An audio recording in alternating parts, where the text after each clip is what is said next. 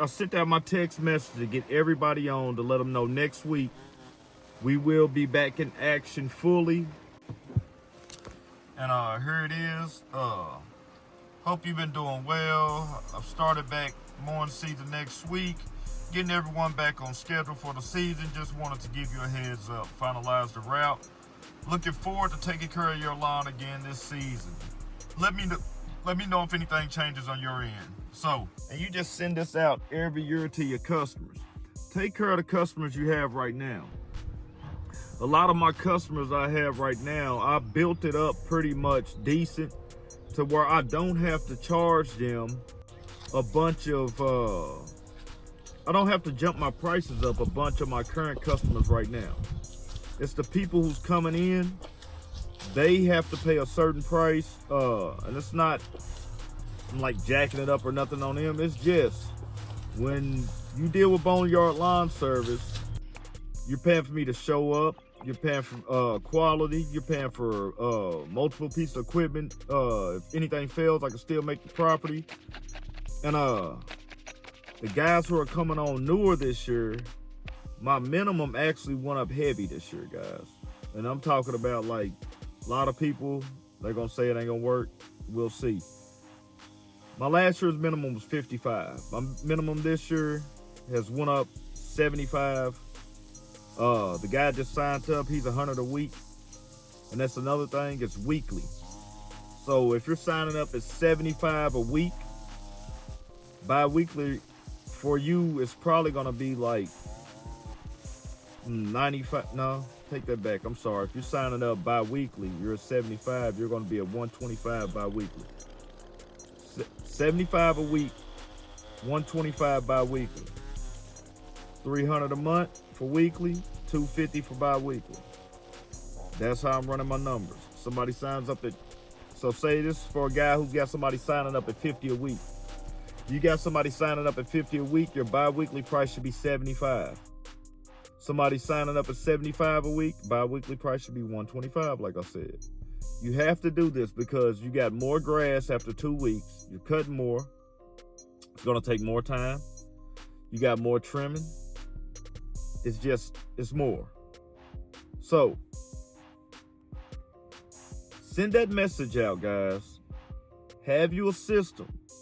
It's so easy to get everybody right back on schedule. All I have to do is show up, boom, hit the card, ready to go. Beginning of the year, all my customers pretty much know it's gonna be a tiny, slightly increase with the first mow. You got limbs you're gonna pick up. You got some other stuff you're gonna have. But the main thing is, a lot of my customers, because I regular maintenance these lawns and properties, they're already kind of taken care of. I mulched up the leaves twice in the fall time. So it's pretty much no leaves out there.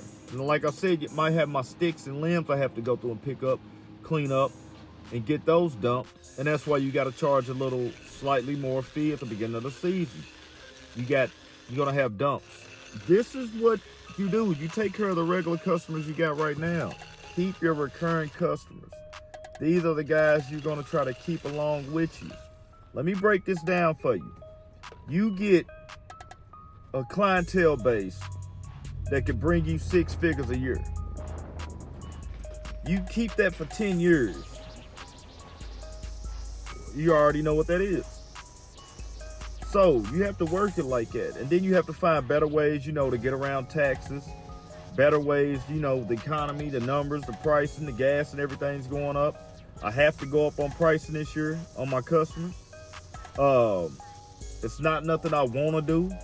It's something I have to do because of what's going on in the economy. So the gas price, the fee on the yard, it may go up $2 this year. $2.50 may go up $5. I still hadn't decided yet. All right, so leaving another clean over right there, as you see. That one right there I charged $400 on. So I want to give you guys the prices.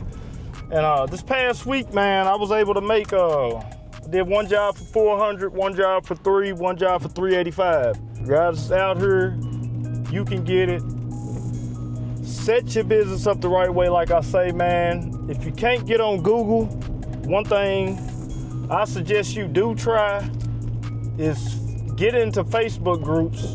If you can't get into a Facebook group, the best thing I can say, man, is you're gonna have to use all the resources and networks that you have and try to pull in what you can and build this thing one customer at a time. So like me being out there with that yard right there, hopefully somebody will ask her, hey, who did your yard? She can refer. Once she refers, you know, that's the type of neighborhood I really want to be in. And I tried to get you guys a full video on that one. For some reason, I had the camera lens covered up the whole time. And so, get out here, man, grind, get these properties like this. Spring is about to come in. Spring's here. And when spring's here, it's gonna be time to lock in the right clients. I'm gonna keep reiterating this all year long. Not a bunch of one-on, take the job and leave. Do it if it makes sense, of course. Do it if it makes sense because you wanna build that resume up, and also that job right there, I'll end up probably mowing the house eventually. She said she's gonna move. So hopefully I'll end up mowing it maybe a few weeks before she moves, so some more money.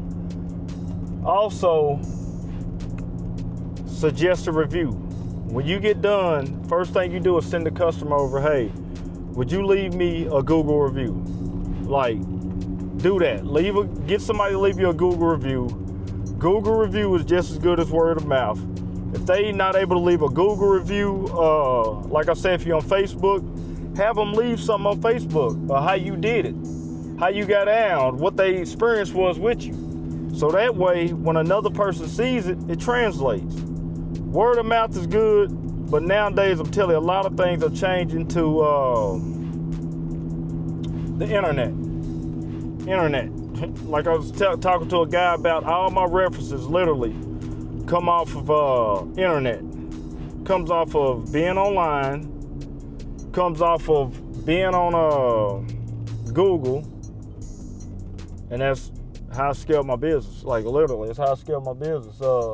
When you get out here in the beginning, you're gonna be expecting a lot of people to support you, a lot of people to have your back on this, and just make sure you got the right circle of friends when you're doing that, right circle of family members and stuff like that, because when you get to doing that, asking people for stuff like that, it depends on where they at.